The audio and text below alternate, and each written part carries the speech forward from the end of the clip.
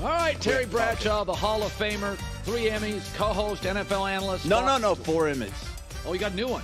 Well, Fox NFL Sunday won an Emmy last year. It did. It's 4. Yeah. Look at, they don't even update me on this nonsense. Well, people upstairs. They gave it to you. You omitted it. Oh, okay. Maybe I did. I get a little jealous. I get a little petty. A little petty. Hey, let's start.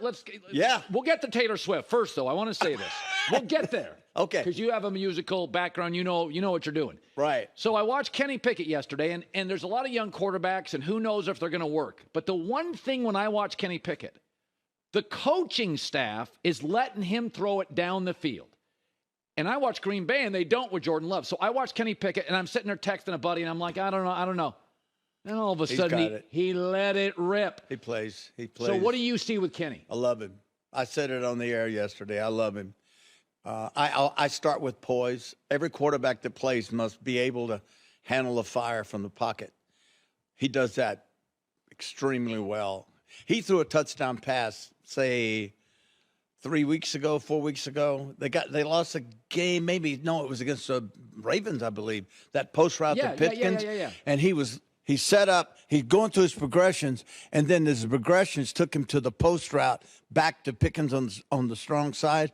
And he turns and he sees, and the pressure's right here. He gets clobbered right in his face. Perfect strike, touchdown.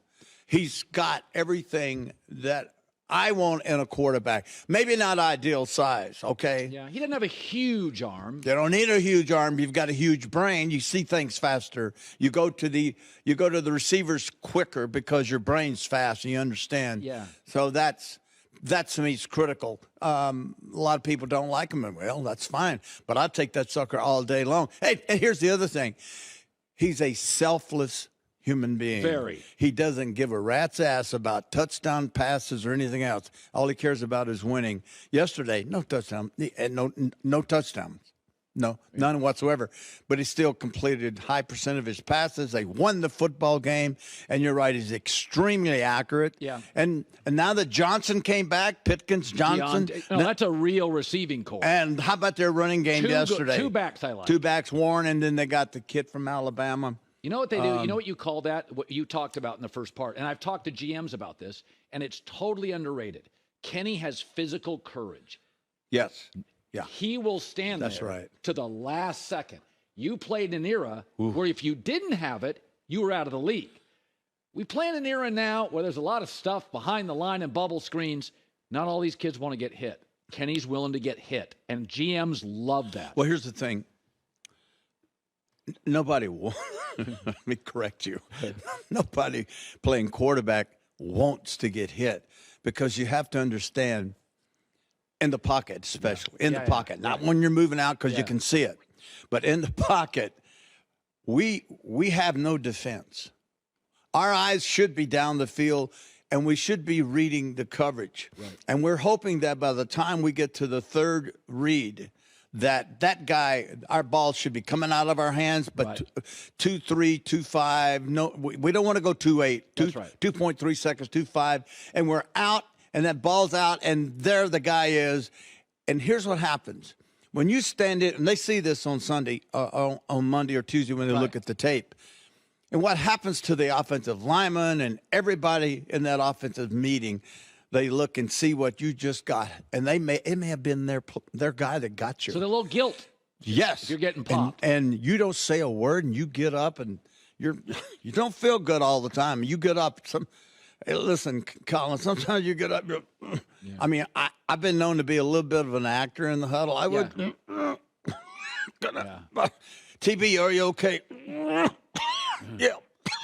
I don't know who got me there, but it buys you some. And they take it personal, and they love you when you stand in there like that and show that courage. And then it's a great way of leading a football team when you can display courage.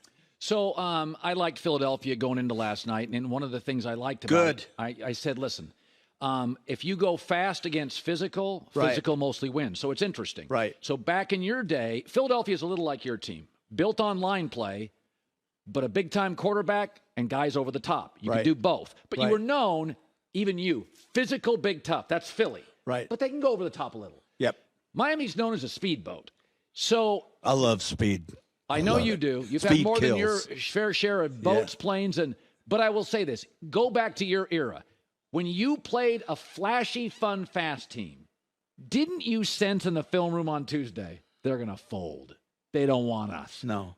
Like, I look at Miami, and I thought last night, they don't want any When's the last time they played a tough team? Buffalo and Philly. Buffalo, and they got beat. And what happened? And then we're talking. And listen, all of us on the Fox pregame show, we're all going, Miami. God, I love that Tua Tagovailoa. Yeah. Love him, love him, love him. Love to watch him throw quick. See that ball? See that left foot plant ball going, boom. You're like, wow, that is so good. Accurate, courageous. And then there's speed. My wife, Tammy, who's in this high school, it's fun to see that speed. Man, if I've said this 1,000 times, if I were a general manager or let's say a head coach, and I'm talking to my general manager and I'm new on the job, and I'm going to take one side to build. All right, I'm going to build one side. I'm not going to take a great offensive, then a defense, then my thinking is I'm going to pick one side. So when I took this team over, where was the greatest talent? On my defense, so that's where I'm going. I'm going to really build that up. Then I'll work on the other side. But if I could start a team, Colin, I want speed. Yeah. I want guys that can fly. Can you imagine Tyreek Hill if he were in? I know they got Rice, the young second-round pick, Rice out of SMU down in Kansas City now. But can you imagine if Tyreek Hill had stayed there just so he could win and go into the playoffs and win Super Bowls, which he virtually impossible to defend. God, is he fast? Yeah. Doesn't that just, I mean, how about when you used to see the old San Diego Chargers? Oh, yeah. John Jefferson. Oh. Yeah, John Jefferson, Chandler. Yeah, everywhere. Yeah. I love that. So I do love, and I would build for speed. That's what I would do. So I didn't initially like the brotherly shove. I don't like it at all. So here were my two knocks. Okay. The tush push. It's aesthetically gross. It's not good. But then I thought to myself, all quarterback sneaks are awful on TV. And then I said, people can get hurt. Well, people can get hurt on screenplays. What they're doing is not like the Houston Astros. It's not like a device or a cleat. Couldn't I argue it's Nick Sirianni saying, I've got the best center in 20 years in the league. Yeah, Kelce, I mean, like a Mike Webster level. Yeah. Jim Otto level. About 8 of them in the league. Right. And then I got a quarterback who deadlifts 600 pounds. Right. It's a play. Deadlift. If it was so easy. Does he deadlift 600? That's what they say. Okay. But my point is, isn't it just the coach saying, I've got the best center in 20 years and the strongest quarterback? Okay, now the next time you see, for all your viewers out there, next time you see the brotherly love or the brotherly shove. Yeah, whatever they call it. Watch this quarterback. He gets the centers come down. Yeah. All right. And then he gets on. His legs aren't even moving. Look at that. Seriously. They are pushing. He's riding an escalator. It's like being on top of a wave and just going right over. I find that interesting. I don't like it. I think it's, I'm kind of bored with it.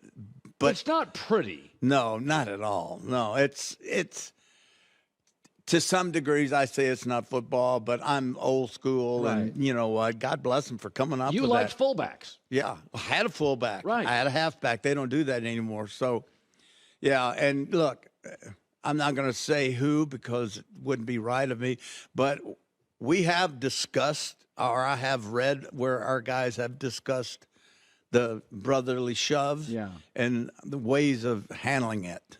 And it borderlines on brutality. Right. Yeah, brutality. Just bust it up. Yeah. Bust it up. Well, because everything else isn't working. No. Nothing else is working. How are you going to get under those guys? You got to see. If you had an average, you got to get under those guys, and their heads are no higher off the ground than the football is. You got to get under it, and you can't get under it. Yeah. And then it's just wave of massive human flesh. So we talked about... You like it. I'm sorry. No. I couldn't stand it. Okay. But it is innovation.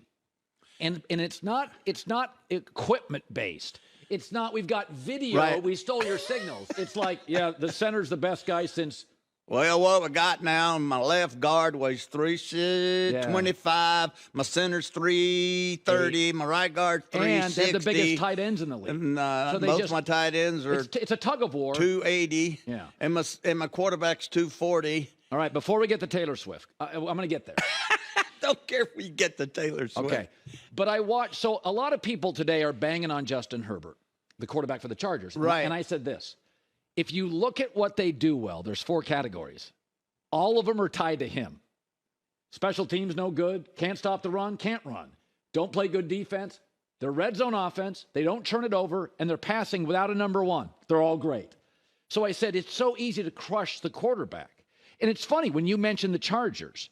So the Chargers never won the big game. Nobody blamed Fouts. That was the part we liked about him, Coryell, right? And so you were winning titles, and Stabler was winning titles, and Aikman won titles. People win titles. Find me the great quarterback who won a ring without a great coach. It doesn't exist. Montana Walsh, Brady Belichick. Said this for my entire life. So you can bang on the quarterback. Yeah. They don't do anything well except quarterback. Then get him a coach they can hook his hip to.